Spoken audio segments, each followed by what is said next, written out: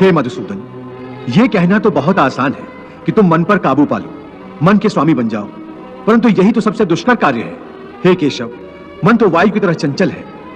जिस प्रकार बहती हुई हवा पर काबू पाना असंभव है, इसी प्रकार इस चंचल मन को अपने अधीन करना अति दुष्कर काम है।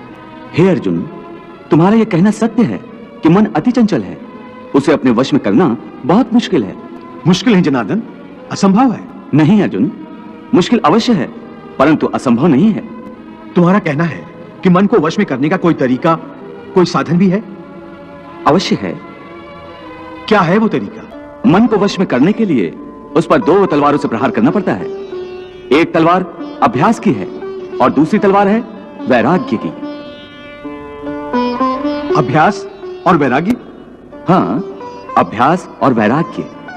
देखो अर्जुन, अभ्यास का अर्थ है निरंतर अभ्यास। मन को एक काम पर लगा दो, वो वहां से भागेगा, उसे पकड़ कर लाओ, वो फिर भागेगा, उसे फिर पकड़ो, ऐसा बार बार करना पड़ेगा। मन को भी नियंत्रण की रस्सी में बांधकर बार बार अपने रास्ते पर लाया जाता है, तो अंत में वो अपने स्वामी का कहना मानना शुरू कर देता है। इसी को कहते हैं अभ्यास की तलवार चलाना। जब अभ्यास की तलवार से ही मन ठीक रास्ते पर आ जाए, फिर वह दूसरी वैराग्य की तलवार की क्या आवश्यकता है?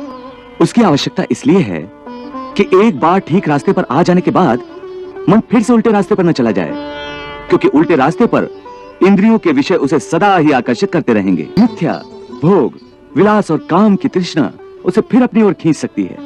इसलिए मन को यह समझना जरूरी है कि वो सारे विषय भोग मिथ्या हैं, असार हैं, योग माया के द्वारा उत्पन्न होने वाले मोह का भ्रम है। मन जब इस सत्य को समझ लेगा तो उसे विषयों से मोह नहीं रहेगा, बल्कि उससे वैराग्य हो जाएगा।